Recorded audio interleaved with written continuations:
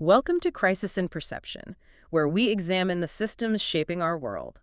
I'm your host, and today we are taking a deep dive into something I am genuinely excited about. I am too. And as the resident expert here, I can say this one is going to surprise a lot of people. Yeah, definitely. Because we are looking at a book that I think, well, probably 90% of you listening have quoted at some point in your life, but maybe only 10% of you have actually read. Right. We're stepping into a crisis in perception, but through a door that looks deceivingly familiar. Very familiar. We are talking about The Princess Bride by William Goldman, but, and this is important, before anyone settles in for a cozy, nostalgic recap of fencing and fighting, we need to put a bit of a warning label on this discussion. We really do. If you're here for the kissing parts or, just to quote Inigo Montoya, you might be in the wrong place. We are not doing pop culture nostalgia today. No, not at all. We aren't talking about the movie.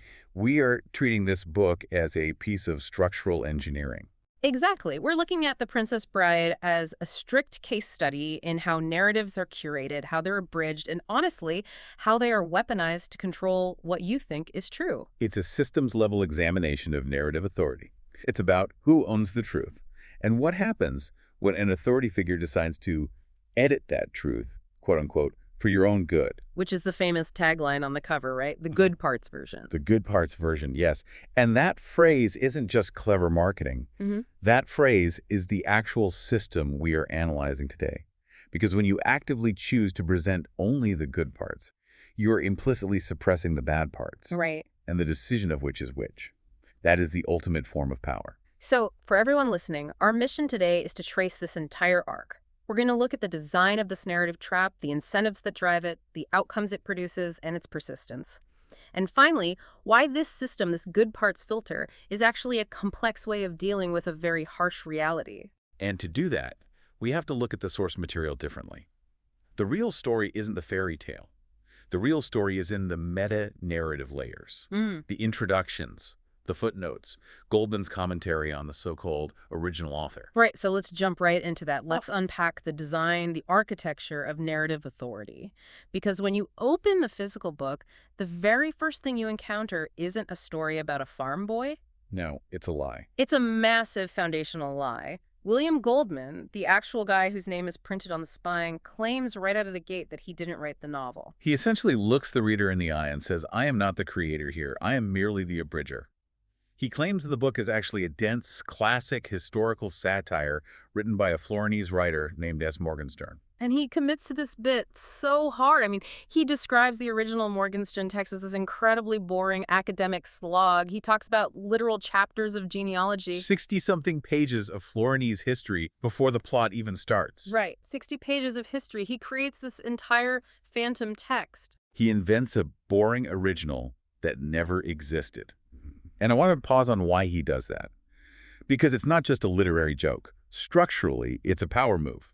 This is the governance of meaning. It feels like a prestige play to me. Like he's saying, this isn't just a fantasy story I made up in my head. This is real history. Exactly. Think about the difference in authority there. If Goldman just writes a fantasy novel, he's an author. He's a guy making stuff up. Yeah. We judge him on whether the story is fun or if the pacing is good. But by inventing S. Morgenstern, and specifically by inventing a flawed, boring original text, he elevates himself. He steps outside the critique. He does.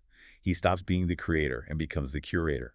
In this system, the editor becomes significantly more powerful than the author. The editor controls the reality you get to see. He becomes the guy saving you from the boredom. It's funny because when you read his commentary, you actually feel grateful to him. He explicitly tells you what he's cutting. Like he describes this one scene. Packing scene. The packing scene, yeah.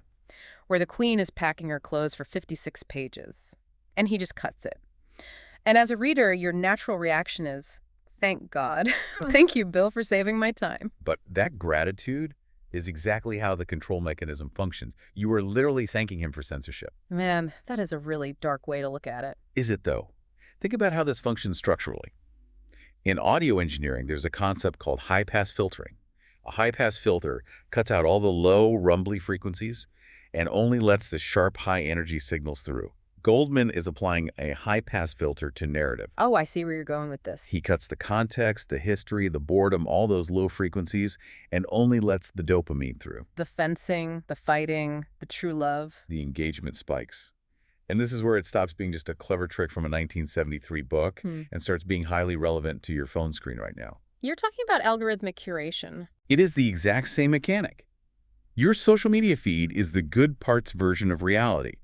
The algorithm strips away the nuance, the boring everyday context, the 56 pages of packing scenes of your friends' lives. And it only shows you the spikes, the vacations, the Right. weddings. So Goldman essentially predicted the TikTok for You page decades early. Mhm. He understood that if you curate reality to only show the good parts, you create a very specific type of engagement. But you also create systemic blindness. Because the bad parts, the history and the context, that's where the actual world lives. Exactly. And speaking of system blindness, we have to talk about Vizzini. Yes, absolutely, because everyone knows the quote, it's probably printed on 1,000 coffee mugs. Inconceivable. Conceivable. We usually treat that as a joke, right? It's a meme about a guy who just uses a word incorrectly. But looking at this through your systems framework, Vizzini isn't just stupid, is he? Not at all. Vizzini is actually a master logician. He operates on a highly rigid, deterministic model of the world. His internal algorithm is, I have calculated the variables, therefore outcome X must inevitably happen. He believes his model is flawless and covers every possibility. Precisely. He looks at the cliffs of insanity and calculates that no one can climb that rope. It is physically impossible. That is his theoretical model. But then he looks down and sees the man in black climbing the rope. So he is presented with new data. He has empirical data that directly contradicts his theoretical model. Now, a healthy system or a scientist would say, my model is wrong, people can climb the rope, I need to update my priors. But Vizzini says, he didn't fall. Inconceivable. He rejects the reality because it doesn't fit his internal algorithm. It's a fatal error message. Inconceivable isn't just a funny catchphrase, it is the sound of a system crashing. This is pure system blindness. Vizzini represents an inflexible structure that cannot process outliers. The man in black is the anomaly. He is the black swan event. And yet, because Vizzini refuses to adjust his model, because he refuses to admit his framework is flawed, he literally dies. He bets his life on his own intellectual superiority in the battle of wits, and he loses. Because he couldn't conceive of a reality where he wasn't the smartest person involved. It is the ultimate failure of theoretical models against empirical reality. It's fascinating because we usually root for him to fail just because he's the villain, but structurally, he's just a terrible data analyst. Terrible data analyst who is fatally overconfident in his predictive model. Okay, so that covers the design and the system blindness. But I want to move to the incentives. Section 2. Why design the book this way? Why is Goldman so obsessed with this good parts idea? He gives us an origin story for this whole philosophy, and it goes all the way back to his childhood. The feedback loop of nostalgia. Right. He talks about being 10 years old, and he's delirious with pneumonia, and his father comes into this room to read to him. But, and this is the crucial detail that gets glossed over, his father doesn't just read the book.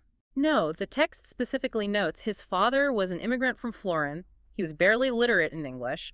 So he's sitting there with this massive Florinese text, looking at the words and translating them on the fly for his sick American son. Think about the complex layers of filtering happening in that moment. You have the direct translation from Florinese to English. You have the simplification of language for a 10-year-old child. And then you have the father's filter. Because Goldman says, my father only read me the action stuff, the good parts. He never bothered with the serious side at all. This is a textbook example of mediation. The receiver, young Billy, never gets the raw data. He never gets the actual text. He creates a mental map of the world based entirely on what the mediator, his father, chooses to process and output. And the father is doing it out of love. He's not trying to deceive the kid maliciously. He's trying to keep him entertained and calm while he's fighting pneumonia. Of course. The incentive structure there is driven by safety and protection. But the outcome is that it creates a false map. The child grows up genuinely believing that the world is all fencing and fighting and true love. He doesn't know about the 50 pages of packing. He doesn't know about the bitter satire or the messy politics. He fundamentally believes the good parts are the entirety of the world. So when he grows up, he has this totally distorted view of what a story should be, and by extension, what life should be. Exactly. And that feedback loop creates a lifelong addiction to narrative efficiency. Later in the book, there's that incredibly painful scene in the introduction where the adult Goldman tries to give the book to his own son, Jason. Oh man, that scene is brutal to read. He tracks down and buys the original unabridged Morgenstern book for Jason's 10th birthday. He's expecting this magical generational bonding moment. He expects the legacy to transfer perfectly. But he hands Jason the actual book, the raw data, the unabridged, boring academic text. He removes the mediator. And the kid hates it. The kid is bored to tears. He gets stuck in the genealogy chapters and gives up. And Goldman is just crushed. He thinks his son is defective. He literally thinks, my son has no taste. But actually, it's just that the system failed. The system failed because the mediator was removed. The father, Goldman's father, with the algorithm. Without the editor, without the high-pass filter, the raw data of reality is unreadable to someone conditioned to only expect the spikes. It's just noise. There's another huge layer of motivation here, too. The Miss Roginski subplot. The teacher. Yeah, his old teacher. She called him a late bloomer when he was a kid. This is such a revealing layer of the narrative because it exposes Goldman's core insecurity. He paints himself as this completely forgettable kid. He actually says he tests very high on forgettability. He desperately wants validation. So years later, he publishes his first book, The Temple of Gold, and he sends a copy to her. He wants that cinematic aha moment where the teacher realizes she was right about him all along. He wants the main character energy moment. He wants the narrative arc of his own life to close perfectly. Exactly. And what actually happens? She writes back, very politely, but she clearly has absolutely no idea who he is. She says something like, I remember all my students, which is polite code for, I don't remember you at all. It's crushing. The reality is just so indifferent to his feeling. It is. But look the incentive structure here. Why does Goldman need to control the story of the Princess Bride so badly?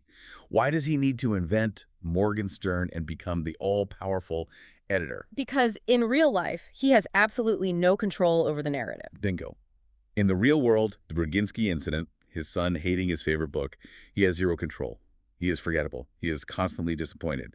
But inside the pages of The Princess Bride, where he operates as the good parts editor, he has total, absolute control. He can cut the boredom. He can force the narrative to be exciting. He can completely govern the meaning. The good parts version is a direct, structural reaction to the powerlessness of real life. Which leads us perfectly into Section 3, Outcomes. Emotional coherence versus factual completeness.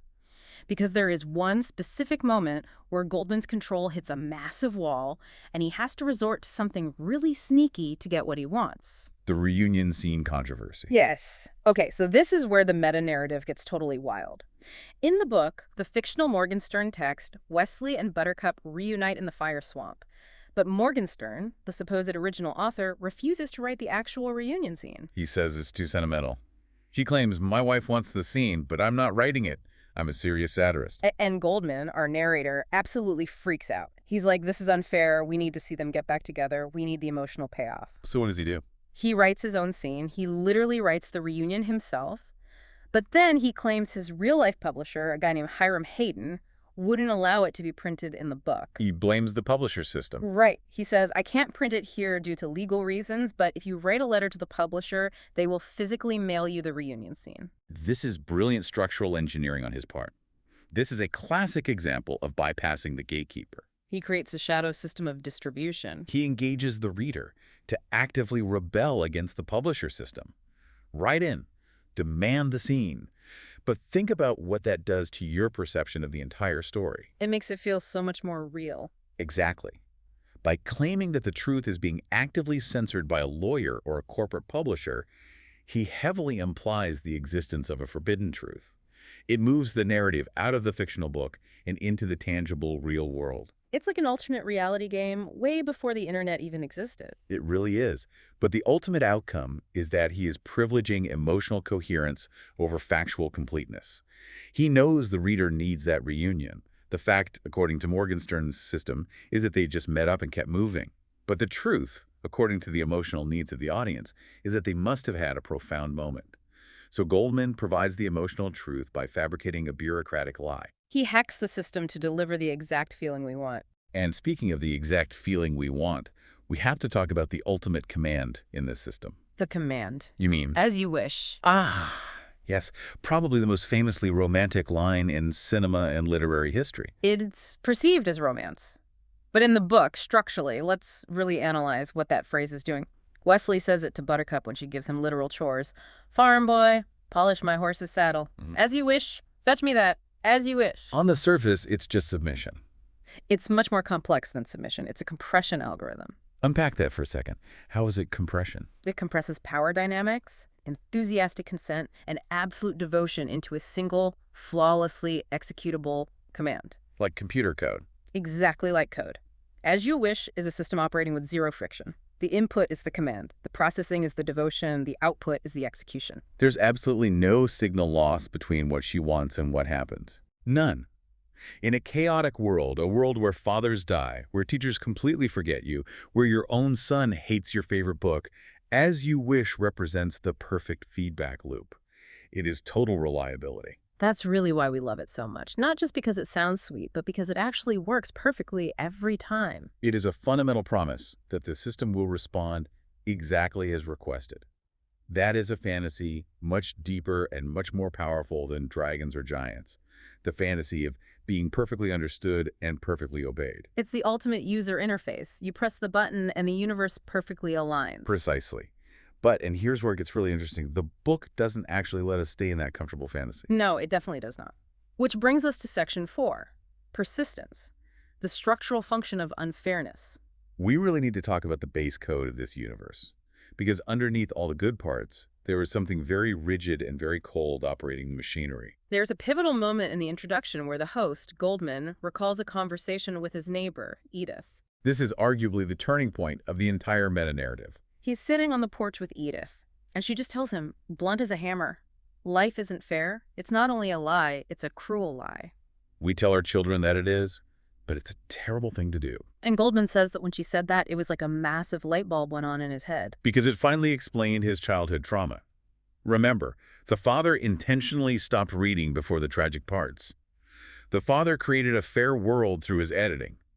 But the adult Goldman knew deep down that was a lie. So life isn't fair is actually the underlying operating system of The Princess Bride.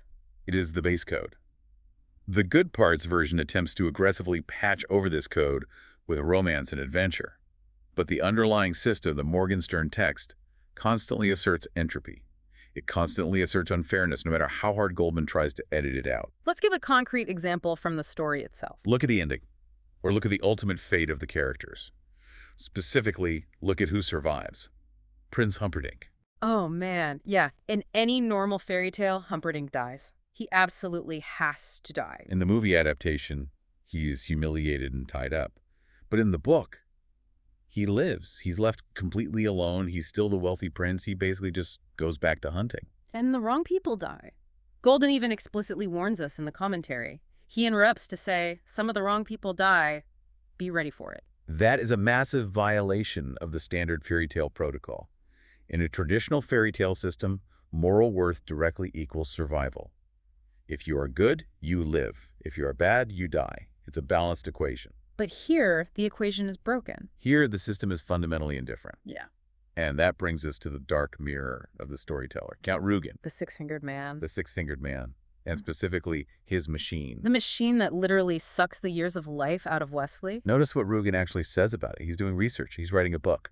Wait, he is? Yes, he tells Wesley, I'm very interested in pain, as I'm sure you've gathered. I'm writing the definitive work on pain. Whoa. I completely missed that parallel. So Rugen is an author too. Rugen is the shadow author of the book. Goldman desperately wants to curate the good parts, the pleasure, the dopamine. Rugen wants to obsessively quantify the bad parts, the pain, the suffering. He wants to accurately measure the scream. He treats human emotional experience as raw data to be extracted. The machine is essentially a tool for quantification. And the critical takeaway here is that systems that seek to quantify human emotion, whether it's for torture like Rugen or for entertainment like a modern algorithm, are inherently dehumanizing. Rugen is exactly what happens when you strip away all the empathy and just look at the raw mechanics of feeling. Exactly. He represents the governance of pain. And notice that in the end, yes, Inigo kills him, but the pain Rugen inflicted, it doesn't magically go away. Wesley is permanently damaged. This is getting really heavy, but it perfectly sets up the ultimate clash of these systems. Section 5, interconnection, the battle of endings. This is where the book does something truly unique structurally. It doesn't give us one neat ending. It gives us 3 entirely conflicting endings. Let's walk through them because I think this is where the systems analysis really pays off for the listener. First, you have Morgenstern's ending.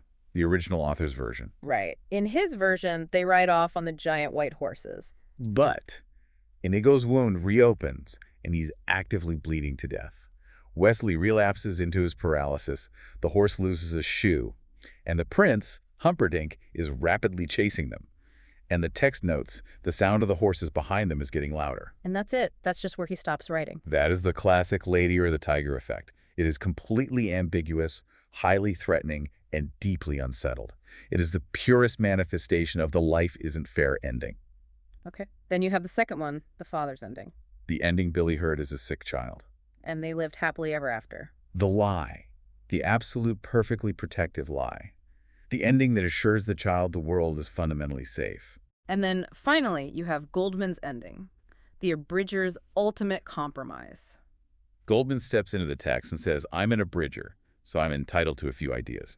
He says they get away. Kill. But he immediately adds, but that doesn't mean I think they had a happy ending either. He explicitly says they squabbled. He says Buttercup lost her looks over Kime. He says Wesley never really slept soundly again. It's the ending of reality.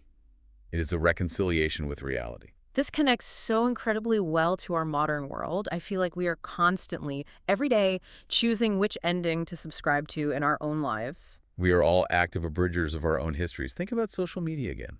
What is your Instagram feed? It's the father's ending. And they lived happily ever after. Look at my amazing vacation. Look at my perfect meal. Look at my smiling family. We heavily abridge our own histories to show the public the good parts. While reality, the Morgenstern ending, is constantly chasing us. The wound is reopening. The horse is losing a shoe. Entropy is always coming.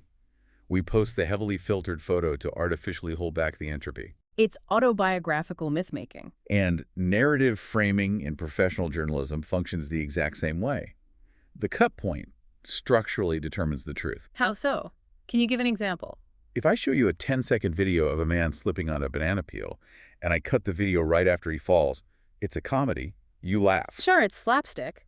But if I let the video run for another minute and he doesn't get up and he's bleeding and the ambulance arrives, it's a tragedy. The cut point dictates the entire genre of the event. Goldman teaches us that the person holding the scissors, the abridger, fundamentally decides whether life is presented as a comedy or a tragedy.